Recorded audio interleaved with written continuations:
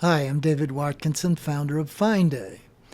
The reason Find Day wants to help Indigenous people has to do with the fact that I grew up in southern New Jersey in the area of the first Indian reservation in America, which disappeared from history in the 1800s.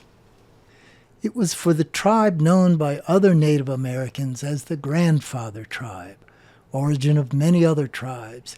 They call themselves Lenni Lenape, or just Lenape. The English called them the Delawares after the river that ran through their large territory. It covered New Jersey, Delaware, eastern Pennsylvania, and New York, where the Lenape gave Manhattan its name. From age 10 till I went to college, I lived a few miles from the former Lenape reservation in a little Indian-themed town. It was among lakes at the edge of a vast forest. It was originally comprised of large log cabin hunting lodges for wealthy Philadelphians. When they turned it into a town in the 1930s, they required new homes to still be made of logs, and they kept the Indian theme of so many of the surrounding towns. We didn't have streets, we had trails with Indian names. I lived in a log house on Dakota Trail and later in a house on Wagoose Trail. And I went to a high school named after the Lenape. And yet there wasn't much thought given to the Lenape themselves or any other Native Americans. My high school girlfriend, who was from Minnesota, was part Chippewa, but we never really discussed her heritage that much. Indians were a thing of the past. It was all about the future. We were about to go to the moon. It wasn't until well into my 40-year career in Hollywood, creating on-set video graphics, when I really thought about the issue while doing research for a screenplay. I was shocked to discover that the Lenape had been promised statehood and representation in Congress at one point.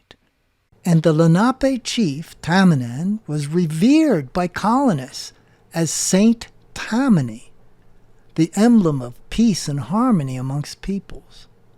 As witnessed by John Adams, in many American towns and cities, May Day was officially celebrated as Saint Tammany's Day. For a very long time, there were Saint Tammany societies all over America.